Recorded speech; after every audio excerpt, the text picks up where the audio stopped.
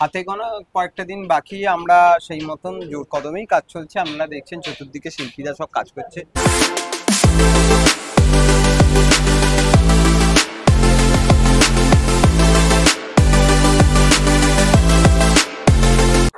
আবারও একটা হাওড়ার ক্লাবে চলে এসেছি, হাওড়া পাগলা ফৌজ। এখানে জেনে নেব আমি কর্মকর্তাদের কাছ থেকে যে ওনাদের এবারে এই মণ্ডপের ওনাদের ভাবনাটা কি। তো আমরা হাওড়া পাগলা ফৌজের কর্মকর্তাকে পেয়ে গেছি। তো এবারে আপনাদের ভাবনা কি?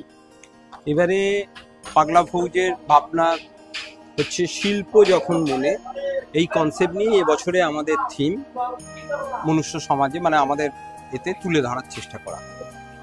আচ্ছা, তো শিল্পকে আপনারা কিভাবে দেখিয়েছেন আপনাদের মণ্ডপের মাধ্যমে, কিভাবে এখানে প্রথমেই বলি যে পাগলা ফৌজ ক্লাব দুর্গাপুজো একটা প্রচলিত জায়গা, সবার মনের মধ্যে গেঁথে রাখার মতন এই ক্লাবটি। এখানে কনসেপ্টটা আমরা যেটা করা হচ্ছে, পুরো কনসেপ্টটাই একটা ইকো ফ্রেন্ডলি কনসেপ্ট, যেটা পরিবেশ বান্ধব কনসেপ্ট। যেখানে আগেকার দিনে গ্রামের যে আলপনার জায়গা, যে পটচিত্রর জায়গা, যেটা মানুষের মনে গেঁথে রাখা তাদের সরলতার জায়গাগুলো আমরা এই মণ্ডপের মধ্যে দিয়ে বিভিন্ন দিক থেকে তুলে ধরার চেষ্টা করা হয়েছে এবং কনসেপ্টটিকে আমরা গ্রামেরই কনসেপ্ট হিসাবেই রাখা হয়েছে। আচ্ছা, আলপনা ছাড়া ছাড়া আর কি কি আপনারা শিল্পকে তুলে ধরেছেন? এখানে আমরা বিভিন্ন ভারতবর্ষের বিভিন্ন জায়গাকার পটচিত্রর কনসেপ্টকে তুলে ধরা হয়েছে, যে কনসেপ্টগুলো আস্তে আস্তে পটচিত্রর কনসেপ্টগুলো যেরকম হারিয়ে যাচ্ছে। আমাদের কালীঘাটের পটচিত্র, পিংলার পটচিত্র, ওয়েস্ট বেঙ্গলের যেগুলো সব কিছু কিছু জায়গার যেসব বিখ্যাত পটচিত্রগুলো, সেই সব পটচিত্রগুলো এখানে ছবির মাধ্যমে তুলে ধরার চেষ্টা করা হয়েছে।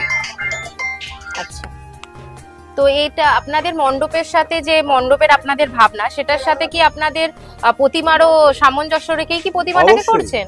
প্রতিমা তো সামঞ্জস্য রেখেই হবে, সেই মতন মণ্ডপের যে কনসেপ্ট আছে এখানে সেই পটচিত্র এক মায়ের ওপরে যে পটচিত্রর কনসেপ্ট থেকে আরম্ভ করে গোটা কনসেপ্টটাই দুর্গার কনসেপ্টটাই সাথে মা দুর্গার কনসেপ্ট এখানে ছবির সাথে এই প্যান্ডেলের মণ্ডপের সাথে মেলবন্ধ।